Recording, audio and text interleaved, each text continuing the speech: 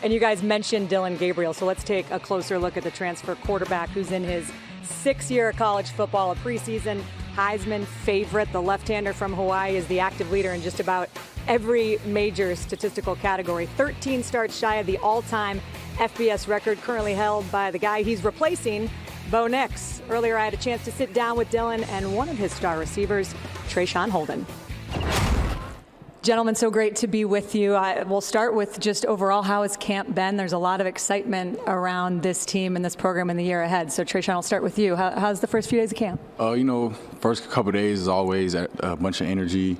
All the guys is out there doing what they got to do, and it's been real fun, for sure. Yeah, great energy, a lot of fun. There's been some heat that's a little too hot for us, but hey, we're embracing it and loving it, and the cold tubs are definitely helping us out. That's critical this time of year. It's nice and cool in here in the weight room as well. I got to ask you, Dillon, the coaches talk about you mastering this offense, and you've talked about you feel like you have a real great comfortability with it. What is it that you have learned? What is it that you like about the system that Will Stein runs? Yeah, so early on it was Japanese 5, coming in, maybe an AP class as well.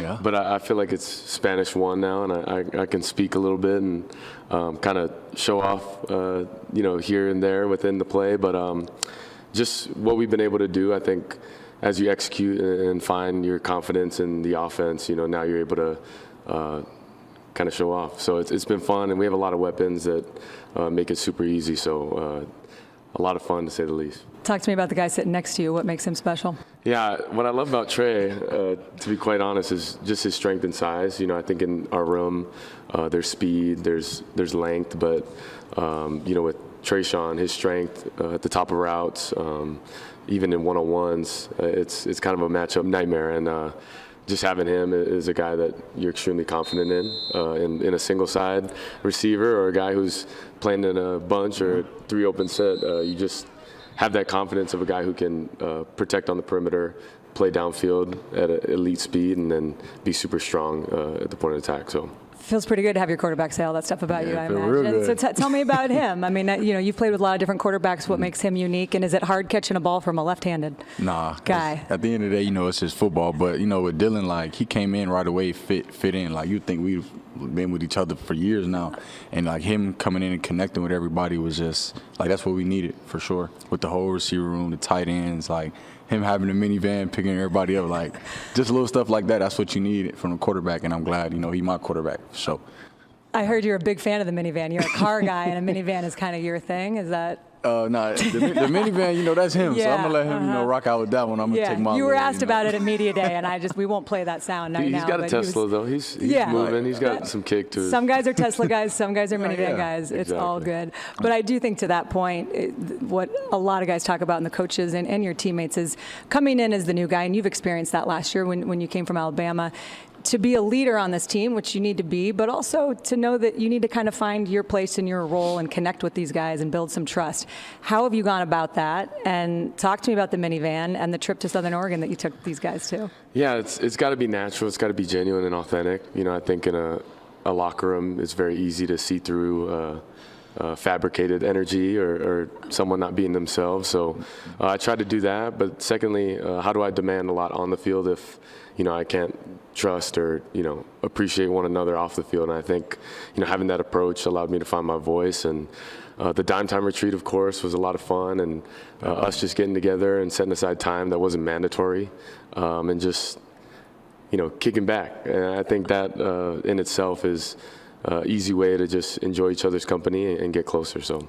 You hear all the time that the number one DNA trait of this program is connection. So from where you have been, and for both of you, what is unique about the culture they have here at Oregon?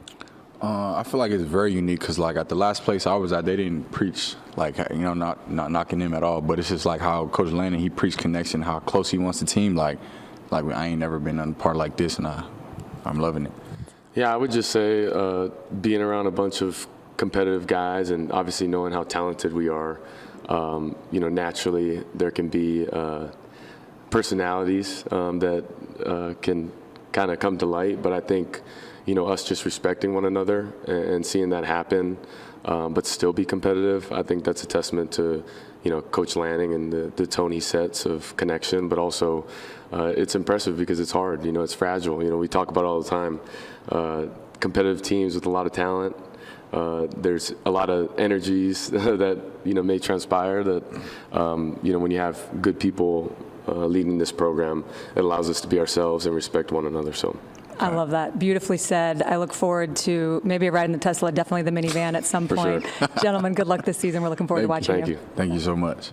And when you look at the jump from year 1 to year 2 here, the Ducks, they gave up significantly fewer points, fewer yards. The sack numbers went way up in year 2.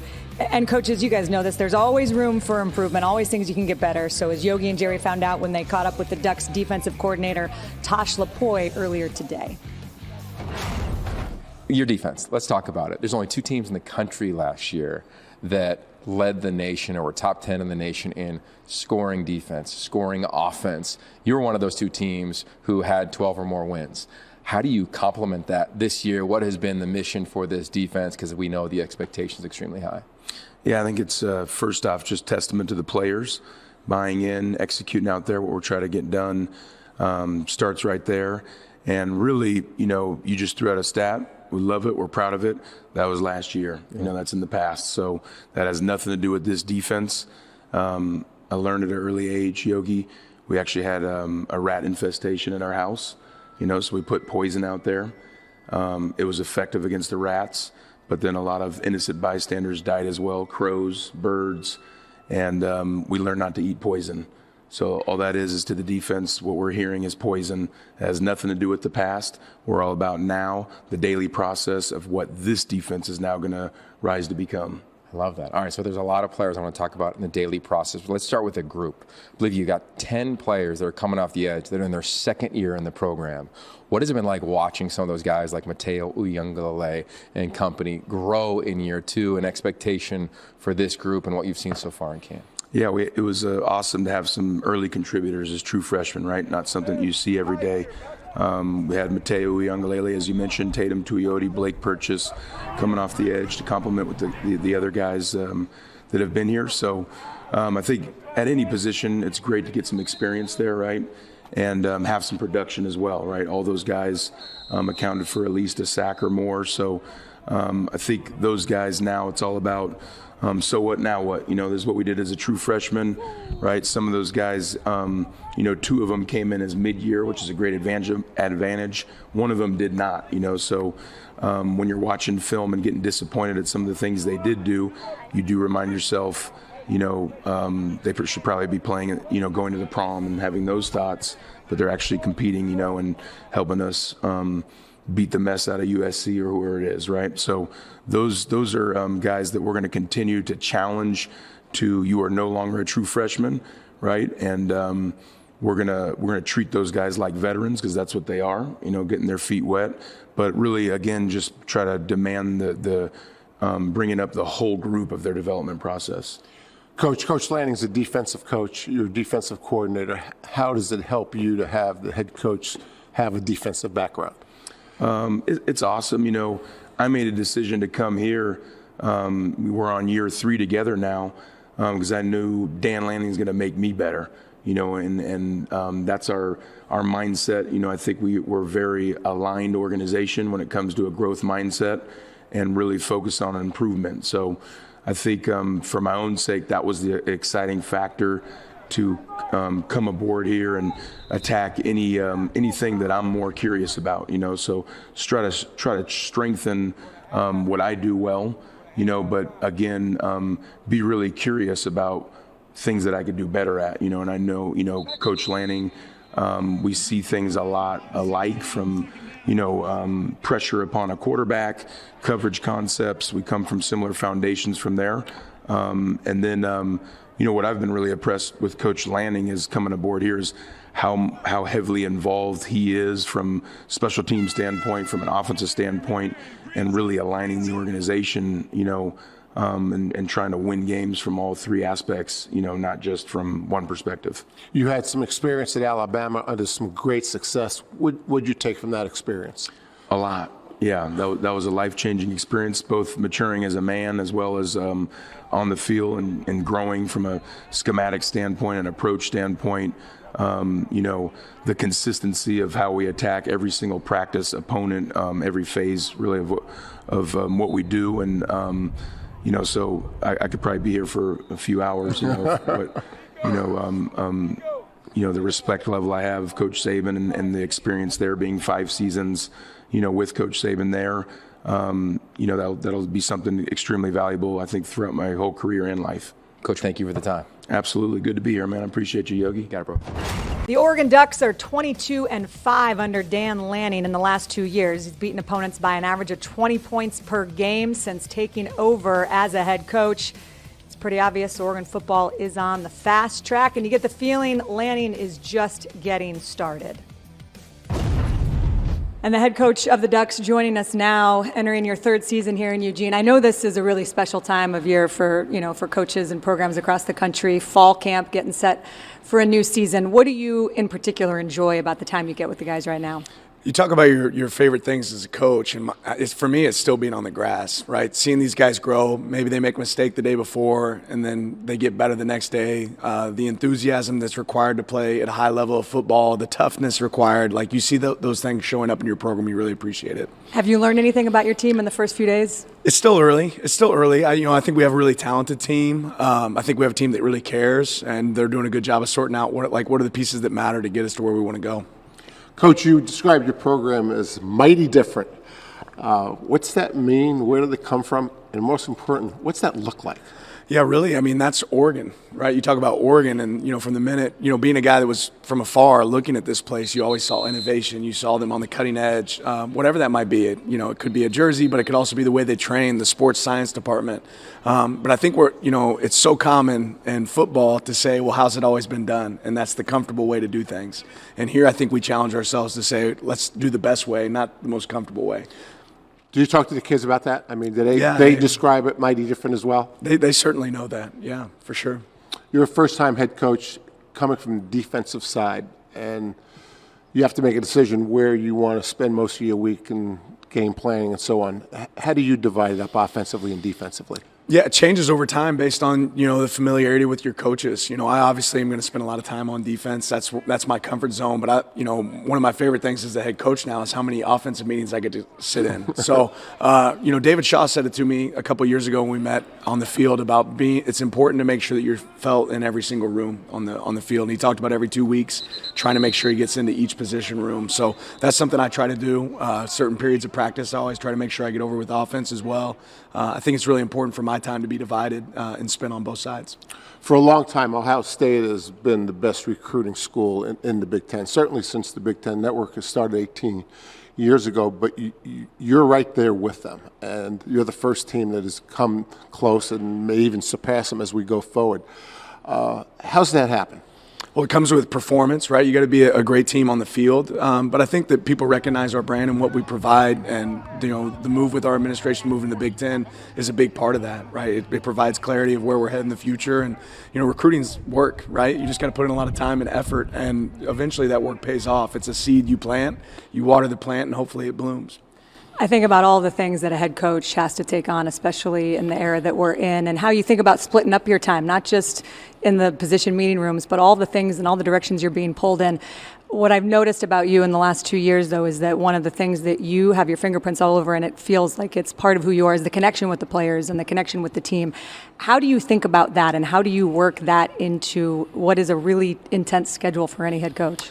Yeah, I just realized how important it is, right? I always talk about my early days as a coach, I felt like the most important thing was scheme, and we were going to outsmart the opponent. And I realized how little that matters in comparison to how your players play for each other and how much each guy on the team means to each other. So it equates to wins. It's something that I want to be really good at.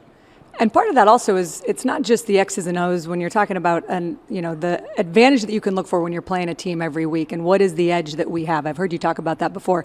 It's not always, though, in schemes. Sometimes it's the mental part of it. So when you're looking at an opponent week in and week out, kind of how do you go about it?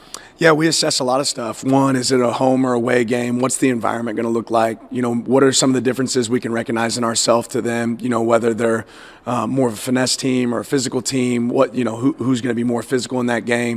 game, their history, right? The tradition behind it. Do they play up in big games? Do they play down in what's that look like? So all those things kind of weigh in to us trying to kind of figure out our theme for that week and how it fits.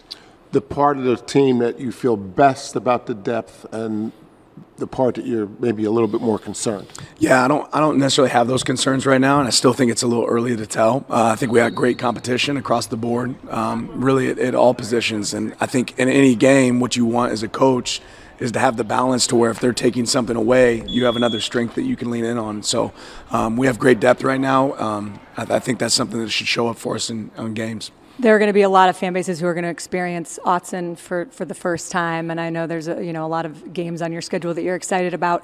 How would you describe, for someone who hasn't experienced game day at Autzen, what it's like? Well, we're not the biggest stadium in the Big Ten, but we are certainly the most passionate. And I'm excited to see some of these other venues that I haven't been a part of, but our fans bring unbelievable passion and energy. They're on their feet throughout the game. At certain moments in the game, they're going to be singing and yelling, and they make it really special. But it can get loud in there, as loud as any place I've been. All right, last thing, and then we'll let you go because I know you're a busy guy. One of the things that I love to talk to coaches about, because it's a part of your job that we don't ask about enough, but with all that you're asked to maintain and look after in the program, how do you think about your time at home? Because I know you have a beautiful wife, Sophia, and 3 awesome boys. How do you think about showing up as the dad you want to be? Yeah, the reality is you don't have that balance when it comes to season. So when you do have time, it has to be intentional. And you make sure when you walk in the door, if the boys are still up, you find them. You go hunt them down and you make that time to spend with them. And then maybe some late night conversations with the wife if you can get them in. But, that's really what this summer was about. That was our intentional time together, and they understand that sacrifice, which I'm grateful for. All right, Coach, we're grateful for the time. Thanks for having us out. Absolutely. Thanks, Thank you. Coach. Back in Oregon as the Ducks training camp tour continues, one of the notable newcomers on defense, cornerback Jabbar Muhammad, who had a terrific season with the rival Washington Huskies last year. He's not wearing purple anymore, though, and Oregon fans happy about that. He gave the Ducks fits in a couple of those games last year. And Jabbar Muhammad, and another returning star of this defense, Matayo Uiagalelei, joining me now. Gentlemen, it's great to be with you. Thanks for having me. Good to be here. All right, we'll talk about both of your stories in a minute, but big picture, tell me how camp is going. There's a lot of great energy around this team right now. What stood out to you the first few days, Matayo? I just think the team's toughness, you know what I'm saying? It's one of our DNA traits, but just showing how tough we could be in the first couple of days. I think everybody has high energy coming out and just trying to carry that energy throughout every day, you know what I'm saying? How about you? Yeah, I just think the energy. This fall camp is no joke. It's probably one of the toughest. It is the toughest that I've been through throughout the first couple of days. And to see the team carry out the energy the first 4 days is kind of good to see. So I'm looking forward to keep going. Yeah, well, I know Oregon fans I've talked to are happy to have you on this side of the rivalry. Talk to me about, the decision to come to Eugene, why, and what has it been like assimilating into this culture? Yeah, I mean, when I was in the portal, it was kind of like just trying to find out what was best for me.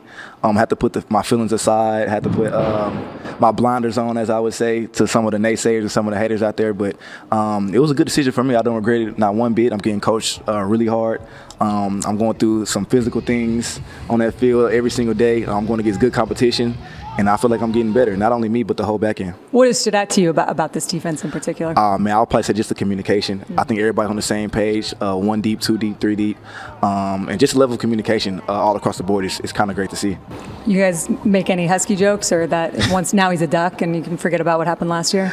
Probably some other people. I don't know. I don't really care. But you don't really care. All you care about is winning, and you got a guy who's going to help you do that.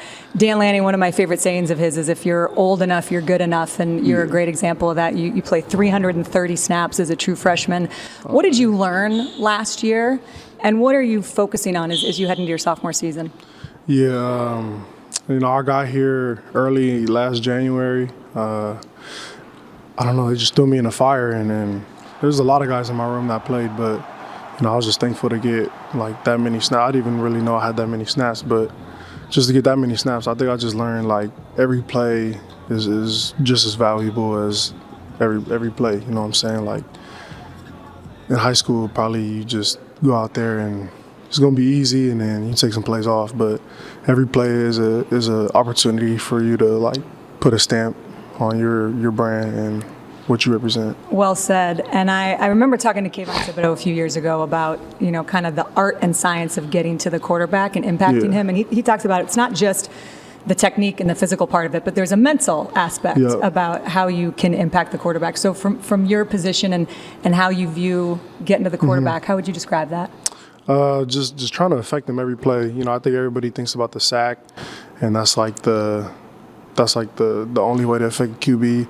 Like batted passes, you in his face every play. If you talk smack, I don't really talk smack, but if you know what I'm saying, if you're a smack talker, that any way you can affect the QB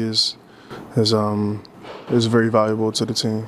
And when they're doing their job up front, it makes your job impacting the quarterback on the back end a lot easier? Oh, yeah, most definitely. Most definitely. You can go from covering the guy from 5 seconds to maybe 2 seconds. So definitely makes my job a lot easier.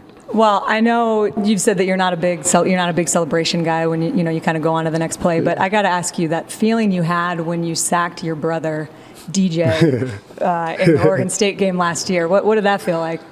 Oh, that was very exciting. We used to joke like when we were younger, like my main goal in life is just to sack you, and then like in the NFL, and then I'm gonna just take off my pads, retire right there. So just to do it was kind of ironic, but just to sack him in a real game, that's probably the only time I show like real excitement. But I don't know. I need to come up with a celebration. Because I'd be excited. I just don't really know what to do. You know what? I think that's good, though. You just act like you've been there before. But that was a cool moment. You could see that for your family. I think about your journey, and again, to be here in Eugene with everything that's on the table for you guys, and you're joining a new conference. There's a lot of talk about how is Oregon and how are the 4 new West Coast schools going to adjust to the play, of the Big Ten. What in your mind do you think that this team has, and what is the ceiling this year? I think the ceiling is very high, but honestly, right now we're not really focused on that. We're focused on getting better each and every day. We can't really look toward the past. Obviously, we're in camp right now, going through the dog days. So we're just focused on our team, just getting better. We're not really looking forward to the future. We can't really look forward to the future because that's when you start thinking about the outside noise and all that. So we're just kind of focused on our team right now. All right. Well, lock in. I know it seems like the season is right around the corner, but when you're going through the dog days of camp, it probably feels like a marathon and not a sprint. So looking forward to watching you guys this year. Thanks for joining us. Thank you so much.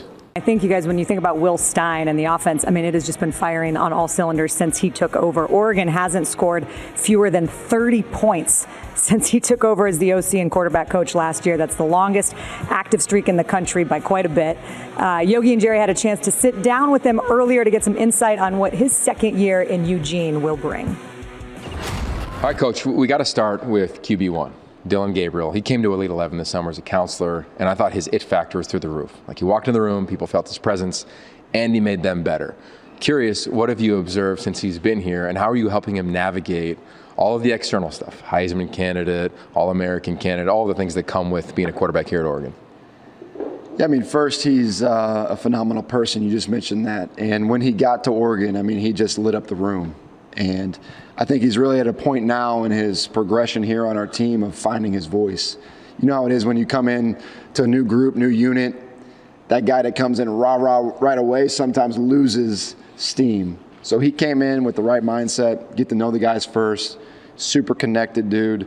And I don't know if you know about the Dime Time retreat. Oh, yeah. Took him on a retreat to a spot just right outside Eugene and spent time for a couple days. So he's been phenomenal from the minute he's got here, and he's at a point now, I think, where he's really starting to master our offense. And you see that on the field, out of practice, just his command. And then now he's really found his voice, and guys look up to him, as a true leader on our team. Yeah, he said it felt like an AP class when he started, and now it's like Spanish 1. I think it was his line. Right, yes. So he's got it handled. He also referenced the van that we can't wait to ride in at some point with those wideouts. Oh, yeah. But we know in this league and in college football, to do what everybody dreams of doing and making it to the playoff and beyond, you got to win in the trenches. You come up in the West Coast offense, it's a physical scheme, which is the foundation of your offensive background. What's this offensive line been like? What's the physicality been like going up against a defensive front and a really talented side of the ball with Tosh leading it? Yeah, it's been a great challenge, and we do have some really good players up front and some young guys that have had to step up over the course of spring and now fall camp. We get challenged every single day. Tosh and Dan and that entire staff, Coach Tuioti, they've built a extremely tough big front that I'm excited to see in this new conference and the Big Ten. And but we love our offensive line. You know, I think we lost our anchor last year in JPJ. You know, he's with the Raiders now, but young guy like Poncho coming in and being a center for the first time in his career for the entire year. You know, he played for us last year in spots, but you got Josh Connolly and Johnny Cornelius, you know, anchoring us at tackles that are great leaders, you know, in their own right, similar to Dillon. Not extremely rah-rah guys, but know exactly what to do and hold that line to a high standard. Coach, you played quarterback at Louisville. You've been offensive coordinator at other places. Who have your mentors been? Wow, that's a great question. I've been blessed in my career to have phenomenal coaches. I don't know why God blessed me with great coaches, but he did from the time of my youth ball through high school at Trinity High School in Louisville, Kentucky, under Bob Beatty, and my offensive coordinator was Andrew Coverdale. Into my career at Louisville, you know, I played for Steve Crackthorpe for 2 years, Charlie Strong for 3 years. My first quarterback coach at Louisville is somebody that you all know in the Big Ten, Jeff Brom. You know, he's the head coach at Purdue. Now at Louisville, he's a Trinity guy himself. Played for Matt Wells, who was the head coach at Texas Tech and Utah State. Now he's the OC at Kansas State. I played for Mike Groh, who is now the receiver coach for the Giants. Wow. Sean Watson was my longest tenured coordinator in college. And he was at Nebraska for a little bit. This was pre-Big Ten. But, you know, I coached for Bobby Petrino, Tom Herman, Jeff Traylor, Hank Carter at Lake Travis High School in Austin, Texas, and now Dan. So it's a long list of names that I've been mentored by, but I'm so fortunate. You know, not a lot of guys get this experience, and felt like I got that master's class that Dillon maybe feels like he has now on a daily basis. Did anybody coach you any harder than Jeff Brom? Jeff was awesome. You know, when I got to Louisville, I was about the 8th string quarterback. I worked my way into a starter, but you know, Jeff loved me because I was a Trinity guy, and his little brother Brian was 4 years ahead of me at Trinity. Right. So I've known those guys forever. And no, Jeff didn't give me the wrath he might give some other guys. I love it. Well, I know you got a lot to do here in training camp, and you got number 2 on the way, Coach. So get your rest here if you can. I don't know if you can. Yeah. I'm going to need it, yes. God bless my wife, Darby. Yeah. You know, she is the real hero of our family, and anybody like that knows coaching and coaching families, it's tough, especially this time of year where it's truly 24/7. This is the meat and potatoes of our season. And then once we get in the season, you know, those Thursday nights when we get off a little earlier, those are nice. We got to sprint home. Sprint home. Let's go. Relieve Mama for sure. That's right. Coach, thanks for the time. Can't wait to get back here for week 1 of the season on Big Ten Network. That's right. Thanks, Yogi. Thanks, Coach. But Oregon will not travel to Rutgers this season as we take a look at the schedule. The furthest east they fly is Ann Arbor. Huge road game, guys, at Michigan in November. But the one that everybody has circled on their calendar, October 12th, Ohio State coming to town. Those tickets are at a premium already. Autzen Stadium's going to be a good time that day, I think, gentlemen. Oh, yes. It will be rocking here. It will be rocking. It's going to be good. All right, back one final time to put a bow on this thing. And it's just been a terrific day getting to talk to the coaches and the players and kind of see how this thing is being built. Biggest takeaways, Coach? Long practice. I mean, it was 2.5 hours, but it's what you expected, right? It was well organized. There was great competition. There was intensity. The breaks are very calculated to give their players rest because they're out there a long time. And actually, I didn't know. I don't think you knew this. I think I mentioned it to you on the field. Now we have the 3rd head coach that has a microphone that he can speak in. Yes. Greg Schiano, and then PJ Fleck from Minnesota, who got it from Greg Schiano, and now Dan Lanning is a microphone guy. And the backstory behind that is a good one. Yeah, he learned from Kirby Smart, which had a huge influence in his career. And it's clear, I think the thing I love about Dan Lanning, when you watch him walk around to each of the players during stretching, the thing I noticed, he's got a word for everybody and like something specific for him, whether it's a coaching point or making a joke or whatever. It's the connection. You talk about it a lot, but you see it when they're in practice. Yeah. He also loves the defense. He spent an awful lot of time running that defense. I kept watching him. He said, "You go over and see the offensive guys." Well, he got some veteran experience. I think a couple takeaways for me. One, Dave Refson asked us to start counting how many times you say knee bender and waist bender. So number 1, it's the official tally of training camp for you, Coach. So I appreciate that. Number 2, and I believe this on a total serious note, the best teams know that they're good. They have a grounded confidence. There's a difference between hoping things go well, which is the majority of training camps right now around the country, or knowing. And this team, if they want to compete for a Big Ten title, which I think they're more than capable of doing, or playing in the national championship, more than capable of doing, they need to have an obsession with the little details. Because you look at the schedule, and yeah, there's some big games. There's also some games where you have to be a veteran team. When you play in Illinois, when you go down to UCLA at the Rose Bowl, you have to be veteran and be able to be a dude on the road. When it's a home game, and if it's not bonkers against Idaho in week 1, you have to be able to handle the environment. I think this team is built that way. With the veteran leadership they had, we talked about Jeffrey Bassa, Dillon, Gabriel. This team is mission-minded. Nothing, absolutely nothing today made me think, yeah, it's too much hype. Yeah. I think they're worthy of it all. You know, and I'll go back to the recruiting rankings. Every year it's Ohio State. Now it appears every year it's going to be Ohio State and Oregon, because this is a really talented team. Yeah, and you're going to be here. You mentioned week 1, August 31st, Big Ten Network. You got that Idaho game. It's going to be fun to see what this thing actually looks like. It feels a far away, but it's right around the corner. It is right around the corner. It's been fun hanging out with you, too. Always is. Yeah. Bend at the knees. Bend at the knees. Amen to that. If you want to play for you. To Dan Lanning for having us, and Athletic Director Rob Mullins, SID Nate Kruger, terrific crew here at Oregon. But the training camp, it's rolling on, everybody. 4 stops down, 14 to go. Up next, headed to College Park to check in on Mike Loxley and the Maryland Terps. And it is a treat to get to these campuses. One last thing as we go. Jerry found out today it is a tradition here at Oregon to do a cold plunge in the tub on your first camp visit. We don't make the traditions, Jerry. We just preserve them. So enjoy the sights and sounds from the Big Ten Network Cold Tub debut. What could go wrong?